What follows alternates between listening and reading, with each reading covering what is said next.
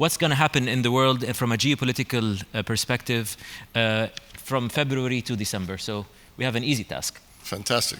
All right. Only this year we can do. If we had more time, we would have done the next decade. But we are in February, and the year has just started. Unfortunately, it didn't start on a good note with the horrific recent earthquake in Turkey and Syria, and we'll get to that in a second.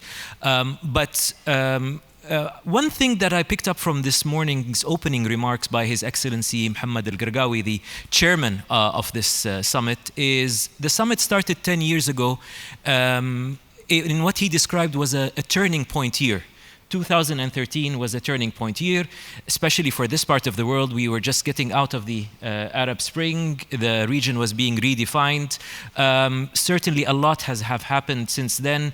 A lot have happened in the last 4 years with the pandemic, with the Russia-Ukraine war, and recently the earthquake. So let me start directly by asking you, do you believe 2023 is going to be another turning point in history, and why? So turning points, unfortunately, don't look at the calendar so closely in 12 months, 3 weeks, whatever. But I think we're in a inflection point in history, as important as the periods after World War I, the period after World War I, the period after World War II, the period after the Cold War. Now, I speak to that as an American, and so I'll give it to you from an American standpoint, which is after World War I, and after all of these issues, you have a plastic moment where history can be shaped, for better or for worse. And after World War I, we missed a historic moment. The League of Nations failed. The Versailles Treaty failed. The United States, for all of its good intentions of Woodrow Wilson, sunk into isolationism, self-absorption, its own Great Depression.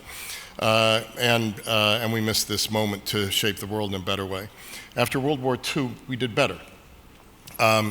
We created, with our partners and allies, the United Nations, the Bretton Woods system, IMF, World Bank, the European Coal and Steel Community, which became the European Union, NATO, the GATT became the WTO. And so we did something in the United States that was aberrational, which is we stayed the course at the end of a war. We started a multilateral system, and we did not suffer the isolationist tendencies that the United States has done for a long time after that. At the end of the Cold War, this was the collapse of an empire, the Soviet Empire. In a way, it was World War III that ended without a shot being fired. And you could argue at that point that we had the best chance yet to shape the future. And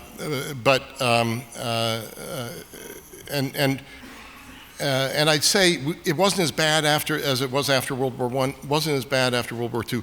I think we're at that moment now, and that's the context in which you have to see what's happening in 2022, actually really going back to 2020, where you have COVID, then you have the most important war Europe has had since World War II, and you come into 2023 off a year of 2022 of geopolitical shock, followed by energy shock, also totally related to the war, and then geoeconomic shock, inflation, economic slowdown. And then 2023, you come into a year where the worst outcomes of 2022 have been avoided. Putin has not been victorious. We haven't gone into the deepest, darkest recession we could have. Inflation is somewhat under control. But 2023 is this hinge year where I think it could go well, it could go poorly, and it's a little bit in balance. And then within this, you have something like the earthquake in Turkey and Syria, and whether it's nature-created disasters like that one or a man-made created disaster, they have outsized influence at a moment of inflection, and I think that's what we're at right now, is a historic inflection point where the action of leaders has an outsized influence and can have generational outcomes. Let's start with the region. and move forwards. We have 2 sessions after this where we're going to dwell into the economy. So I want us to focus a little bit more on the geopolitics. The earthquake in Syria and Turkey, of course, both countries have had, the leadership in both countries have had their issues with a number of countries in the region, or a large number of countries in the region. We have seen to some extent that being put aside. And almost, even if it's a temporary normalization of the ties. And, you know, this is not just specific to the Arab world. We've seen the Greek foreign minister, despite all the differences that they have with Turkey, for example, go and see the damage and, you know, send first aid and medical kits from Greece. Do you believe that this could be a turning point for Turkey and Syria geopolitically? You know, it's really too early to say. You've got 33,000 dead and counting. You've got questions about the construction of the buildings, and clearly you can blame it on the builders, but what about the zoning? What about the standards? You know, Erdogan, President Erdogan of Turkey knows that one of his predecessors, Ecevit, lost after his election after an earthquake. And so, of course, how you handle natural disasters can have far-reaching political consequences, but right now one has to think about saving lives. Politicians will use a moment like this in good ways, trying to do good for the people, trying to repair the situation, and maybe in less good ways, trying to exploit a situation to burnish their own credentials. But I think it's too early to tell. What's interesting to me about the Middle East, and you were kind enough to mention that I travel here a lot, is that you have really 2 regions. You have more than 2 regions, but you have a modernizing, moderate part of the Middle East, where you've had a windfall of energy earnings, incredible money to be invested and be invested well within their countries, could be invested in the region. You have the promising nature of the Abraham Accords and the bringing in and the broadening out of normalization. And then against this, you still have a region that's torn apart. And the real question for me is, can these 2 regions continue to coexist, or will one start positively influencing the other, or one start negatively influencing the other? And so I think that's worth watching right now, because I think what you would really like to see is in a neighborhood that's got a lot of trouble in the Middle East, you have this mansion on a hill, you have this shining example of the UAE, you have Saudi Arabia doing very well economically, and you have some good stories, and I'm really seeing whether the strength of these countries can start creating a region that's more integrated. If you took the roughly 300 million people of the Middle East and put them in any other country of the world, a study at the World Economic Forum showed that you would have 3 times the GDP. So this region has so much pent-up potential, so much capability for further growth, and I think it's really time for the region to seize that. Oh, absolutely, but of course, to do that, we would need the help of our allies and friends. And as you know, the relationship with your country, with the United States, hasn't been, well, let's just say it hasn't been at its best for the past 2 years, with a number of traditional allies in the region. Let's just say it has had its ups and downs, and the grievance, if you may, from this part of the world is we see the world the way you just described. You see a number of successful states in the Arab world that can be replicated, and an increasing number of failed states that need to be helped and contained so that the good can outweigh the bad. How do you see, for the remainder of President Biden's tenure, how do you see the relationship with the GCC countries? Improving, standstill, or deteriorating? How many minutes left? 2 hours, 3 hours? So the Biden administration came into office saying we don't want to be sucked into the Middle East. Administrations before us have lost their traction, have lost their way, have been either by choice or by the situation, been drawn into conflicts or have been part of conflicts. And I think that the Biden administration wanted, to be truthful, to take a backseat, let other actors come forward. You also have to look at the simple fact that the biggest trading partner now for the UAE and Saudi Arabia is China. And China is getting the bulk of its energy supply, or a lot of its energy supply, from us, from this region, and we're getting less. And so there's a geopolitical shift taking place where I think the healthy part of this is that the US will be less involved in trying to shape the Middle East. But I think the onus is going to be more on the countries of the Middle East to shape their own region and to take the responsibility upon themselves. You know, why does the Middle East not have anything that's the equivalent of the European Union? Why is the Middle East not more integrated? I don't think it's because of foreign actors. I think it's because the actors of the region themselves have to take the initiative to do that, and I think it's going to happen.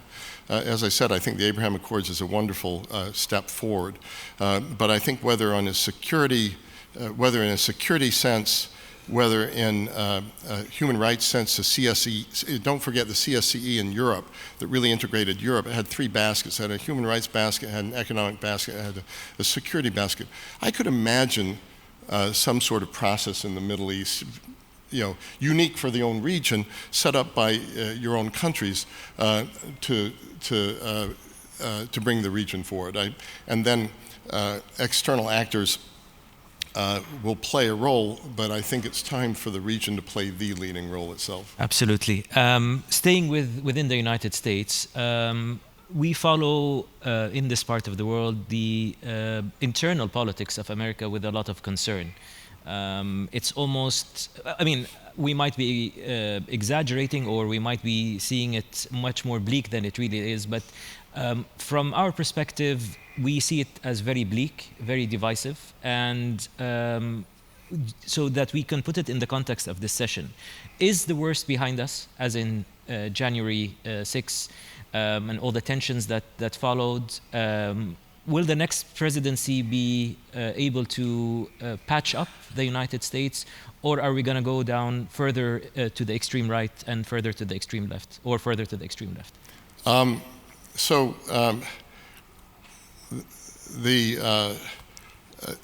don't know whether it was Winston Churchill who said that the United States will do the right thing after it exhausts all other. Yes, that was Winston Churchill. Other alternatives.